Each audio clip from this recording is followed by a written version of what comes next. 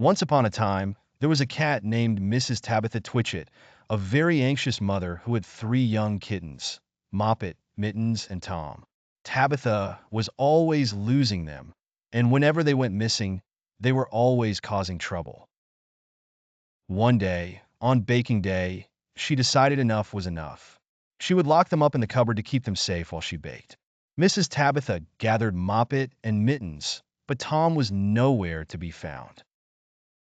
She searched high and low, calling for him, but he had vanished.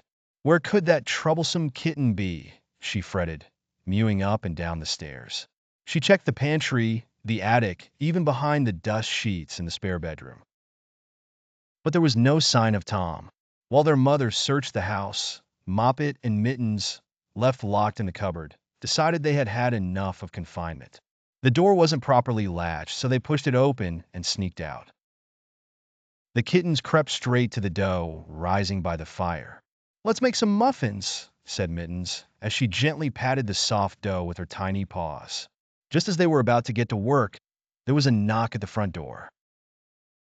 Moppet jumped into the flour barrel in fright, and Mittens scurried off to the dairy, hiding inside an empty milk jar.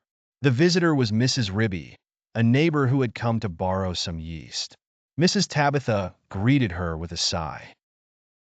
"Oh, Cousin Ribby, I'm in terrible trouble.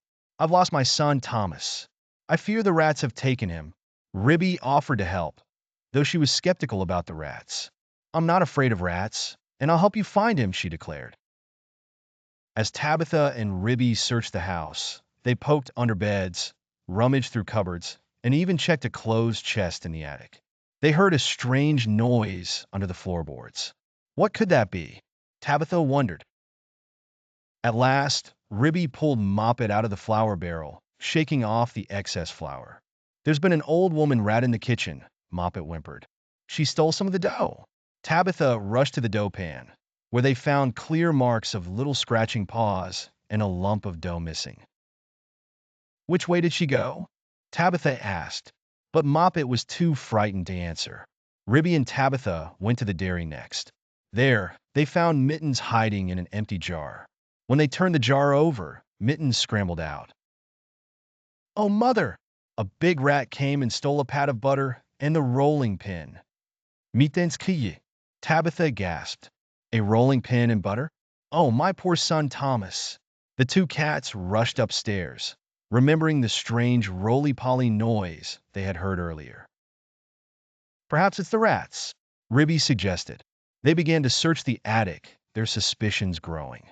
Meanwhile, Tom Kitten, hiding in the chimney, had gotten himself into a terrible situation. He had wanted to escape from his mother's watchful eyes and decided to climb up the wide, soot-filled chimney. It was dark and confusing, but he was determined to reach the top to catch sparrows. As he climbed higher, Tom came across mutton bones and a strange smell in the chimney. He squeezed through a gap in the wall and found himself in a small, stuffy attic room, one he had never seen before. In this unfamiliar room, Tom Kitten came face to face with an enormous rat named Samuel Whiskers. "What do you mean by tumbling into my bed?" the rat snapped. Tom, frightened, tried to apologize. "The chimney needs sweeping," he said. The rat, Samuel Whiskers, called for his wife, Anna Maria, who tied Tom Kitten up in a bundle with string. Samuel Whiskers and Anna Maria began discussing what to do with their prisoner. "Make a kitten dumpling roly-poly pudding for my dinner," Samuel instructed, his eyes gleaming.